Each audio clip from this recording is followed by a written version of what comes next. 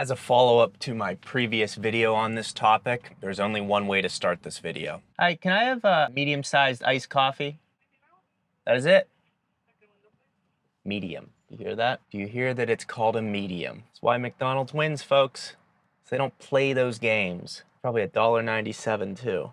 And they're not so like, you know, Starbucks, they're always a little too happy. Like McDonald's, you hear like some pain in the person's voice. You're like, okay, I'm not gonna mess with them. But anyways, we're going to Jerome again today, and I'm gonna show you something. So we got the tire pressure is just like it was last time, 41 all around. 42 is technically, you know, the cold pressure, but it's consistent all around, and that's 1 PSI off. So it says we're gonna get to the haunted hamburger with 27%. I'm going to do the exact same route, but this time I am going to go only 5 miles per hour over the speed limit consistently. I have all the data recorded from my previous drive using the Tempe app. So at the end of this drive, we're gonna see how much of a difference it makes going 5 miles per hour over the speed limit. Now, I can't go the speed limit in Arizona because the cops would pull me over and say, speed up. You just can't move it. If you were going 65 on the 202 101, you'd get run off the road. So we're gonna see what happens. I'm gonna stay consistent. Should be a good comparison. Well, I'm definitely in the Tesla lane. Tesla behind me, Tesla in front of me, another Tesla in front of them. Tesla Nation, folks. I gotta say, as I'm entering the interstate and hitting all this traffic, I am beyond thankful I found out a way to escape the 9 to 5. I think you can do it with basically, like, the answer is not to start making YouTube videos because you want to make YouTube videos to make a ton of money or whatever. You have to just naturally be drawn to whatever you want to do. And if you pursue that and find a way to monetize it and really dedicate all of your time to it, like I've done with YouTube, you will be able to escape your 9 to 5 or live a life that to you is fulfilling. For me, going into an office, sitting in a cubicle was basically the equivalent of jail. I might as well checked into jail and just gone to the yard every day. I mean, it was just so, I remember sitting at my desk when I was like 23 or 24 thinking, is this what I'm gonna do the rest of my life? And times have changed in the sense that there was a time when social media didn't exist and you didn't know the other possibilities. There's a world where if I don't have social media, I would probably be sitting at that desk kind of happy, just like, well, this is what you do and I don't know any better. So I guess you have two options. You can either put your blinders on, or if you're miserable with it, you need to set a plan to get to where you want to be, because it is possible. Like, I'm doing it, and I'm just a regular person. I got my college degree, I went and got a job, but YouTube was always burning in the back of my head. And I've been posting videos since 2011, and I've always found time. You know, I don't think I missed a month in that entire time where I didn't post.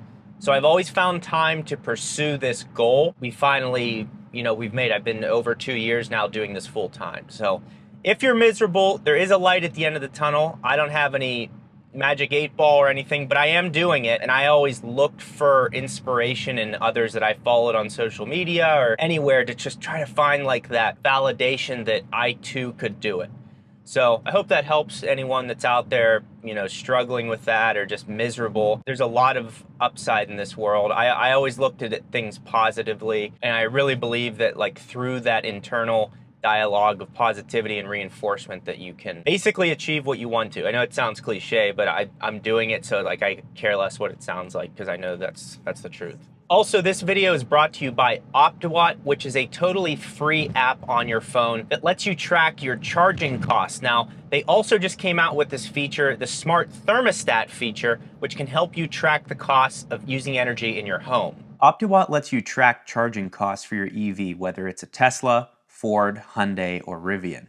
You can charge your car when rates are cheaper and even precondition your battery before you leave. Additionally, Optiwatt now has the smart thermostat integration, meaning if you have a Nest, Ecobee, or Honeywell smart thermostat, you can now integrate that into the Optiwatt app so your house can be as efficient as possible. I was able to connect my Nest in under 1 minute, and now I can make sure my house is running as efficient as possible to have more energy savings. Optiwatt, thank you for sponsoring this video. They're linked in the description. Again, it's a totally free app, and there's a lot of really cool features to make your car and house run as efficiently as possible.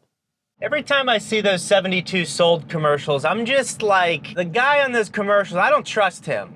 I don't trust him. Another agent told me that the reason that 72 Sold does well with homes is they basically give everyone a 2-hour window to come view the house. So they push you through the house like cattle. And then with everyone in there and the buzz, they basically create a hype that isn't there that drives the price of the home up as opposed to being able to just go and see it. Yeah, I don't know. I don't know about that. He's like 72, so he's a little too skinny. His suit needs to be tighter. There's something slimy about him. You get the finance manager vibes at a car dealership from that guy. Keep coming up on this Kona N. I absolutely love that car. Hyundai's N line, and they're coming out with the Ioniq N. Just a gorgeous car, and they're very fun to drive. I guess calling that gorgeous is subjective, so I'll pull that back. Now, in the previous video, some people said, oh, this is clickbait, whatever. Now, I don't know what was clickbait about that last video because I got about 62% efficiency out of the car. Full round trip, 79% efficiency out of the car. So in my opinion, on a car that's rated at 300 plus miles of range, to then have to recharge after 176 miles, that's bad range. That's why I put it in the thumbnail.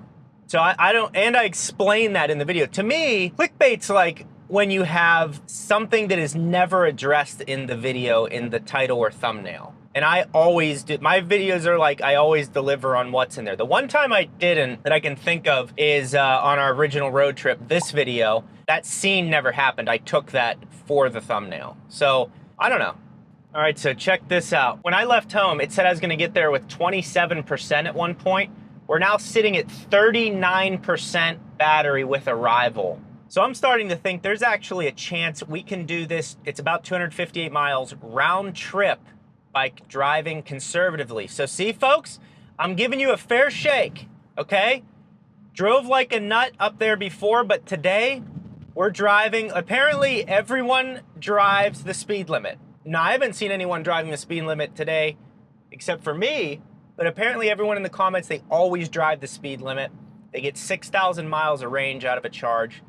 And I'm just giving you the fair shake, okay? You know what I was just thinking about is when I go to buy something online, it's like this costs $19.93. Or with Affirm, you can pay over 4 payments for something that costs $20.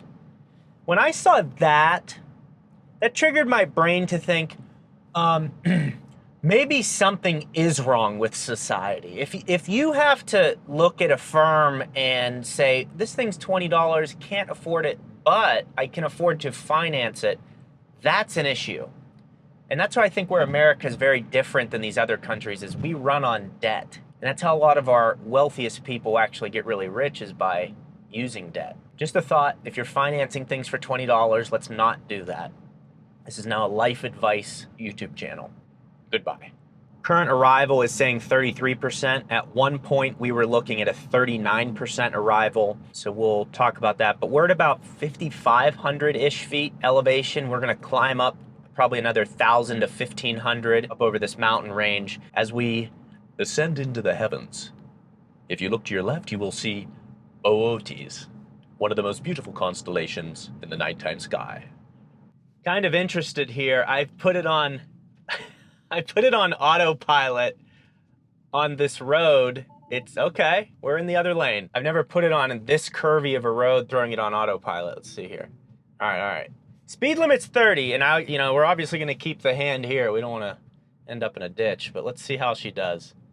It's actually very concerning. It just decided to go into the other lane. I've never seen it do that. We're up here climbing Mingus Mountain.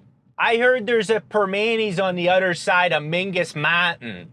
So we have arrived with 31% battery. It was thinking we were going to make it here with 33%, but 31% is the end result. Now, on the previous trip, we made it here, I think with 23% or 23 to 26%. I'll have it on the screen what we arrived with. So there were significant savings, but the question is, can we make it round trip? How far are we actually going to get out of this charge before we have to charge again?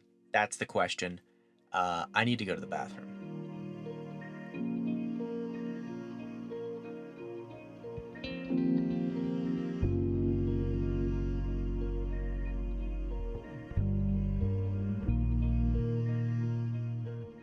Okay, so in that drive down from Jerome, you can see that we created energy. We're negative 246 watt hours per mile. So now we're up to 33% charge. We're gonna see how far back we can make it. And again, I have all the stats from the last time I did this exact route till now. And some of you are like, well, your daughter and your wife aren't here, so that's a weight difference. But my wife only weighs 418 pounds, so it's really not that much of a difference to affect the range of the vehicle. So let's see how far back we can get on this 258-mile loop. All right, we've arrived. We got 206 miles out of that charge. And again, we got here with 2%. Now, when I did this trip previously, just a couple days ago, I got to a charger that was 31 miles north of here. So even though I had less people in the car, I drove the speed limit or about 5 miles per hour over the speed limit. I had it on chill mode the whole time. I even cut the AC for some of this trip, and I still, from 94% down to 2%, got 206 miles of range. Now, the big thing on this trip is that there's a huge, you go from about 1,100 feet elevation to about 7,400 feet at its peak on Mount Mingus, down into then Jerome at about 5,400 feet.